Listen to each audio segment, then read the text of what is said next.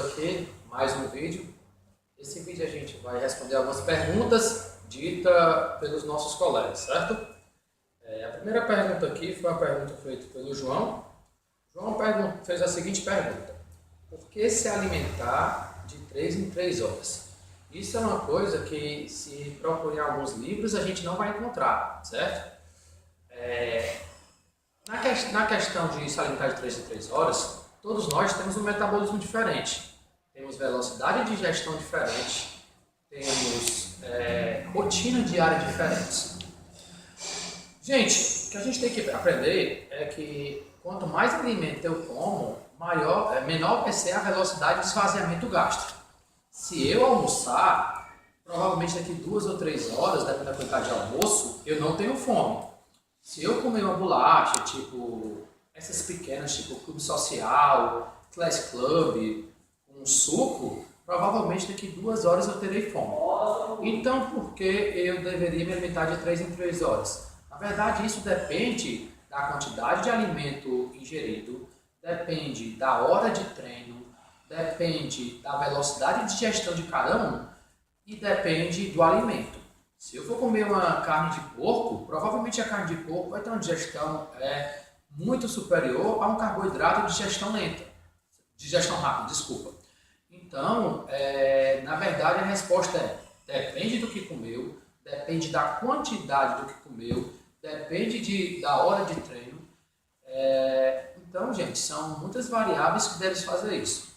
De antemão, ficar em regra de 3 em 3 horas, não penso que seja correto. Digamos que de 2 a 5 horas seria o tempo ideal da cadência de cada alimento, da cadência alimentar. Outra pergunta, essa aqui foi feita pelo Júnior. Qual a importância do aquecimento pré-treino? Antes se falava muito da questão do alongamento como prevenção de lesão, né? Na verdade, a pessoa que é alongada, ela tem um bom ciclo alongamento e encurtamento, e com isso previne lesão a longo prazo, né? A curto prazo, na questão aguda, pré-exercício, percebe-se que é melhor fazer um aquecimento. Por quê? Da questão das sinalizações do sistema nervoso, da ativação, da questão da adrenalina, né? Isso vai fazer com que aumente a produção de líquidos sinoviais, de líquidos para a lubrificação da minha articulação.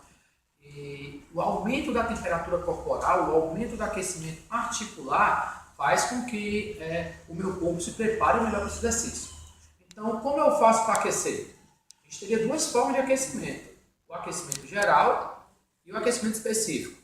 O que seria o geral? Geral poderia ser uma esteira, no caso antes da musculação. Alguns livros de fisiologia falam que é cerca de 7 minutos para começar o corpo se preparar para o exercício. E o outro seria o aquecimento específico. Como é que eu faria o aquecimento específico? No geral, a gente pode fazer esse aquecimento específico 1 a 2 séries, mais ou menos de 15 a 20 repetições, com cerca de metade da sua carga, certo? Com 50% de carga máxima. Outro importante, qual é a quantidade ideal de exercício por dia? A literatura é um pouco controversa sobre isso, certo? Mas se falamos de treino de força, de musculação, digamos que entre 8 e 12 séries para grupos musculares grandes, entre 3 e 6 séries para grupos musculares pequenos. A respeito de atividade aeróbia, não recomendo passar de cerca de 1h30, certo?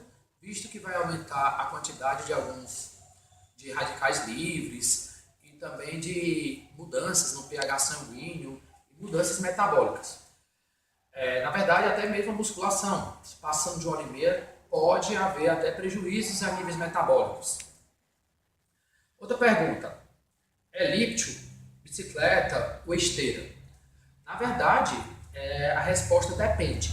Se eu for querer fazer um treinamento aeróbico pós-treino de força, não é interessante fazer bicicleta, porque a bicicleta trabalha praticamente o mesmo grupo muscular que o treinamento de perna, certo?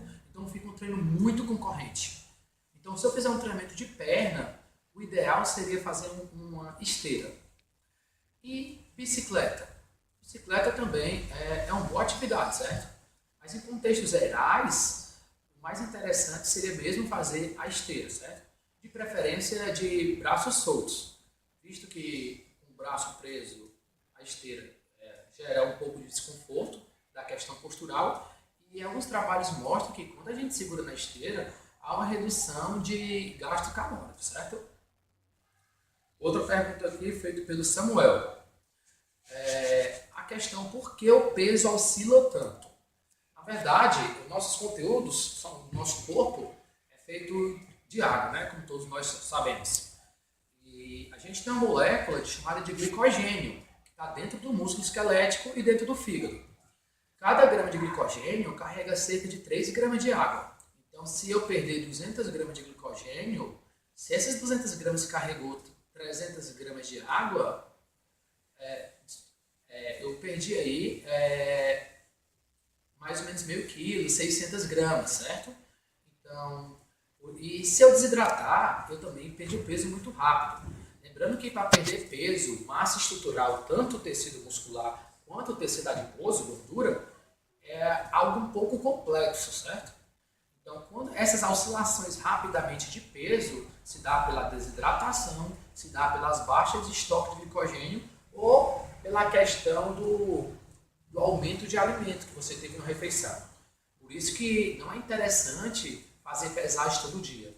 E só em um dia a gente tem alteração, dependendo da estatura da pessoa, de meio quilo até 1,5 kg de diferença. Então, o que eu recomendaria a vocês é que tenta sempre se pesar pela manhã, em jejum e no dia comum. Não foi ontem, sexta-feira, um exemplo, que eu corri 10 km, vou me pesar hoje, sábado. Não. Eu me peso pela manhã, de preferência em jejum, numa rotina diária normal. Pois, galerinha, qualquer coisa, estamos aqui, estamos aceitando perguntas, deixar perguntas abaixo. Se gostou, dá um like, compartilha. Valeu, galerinha.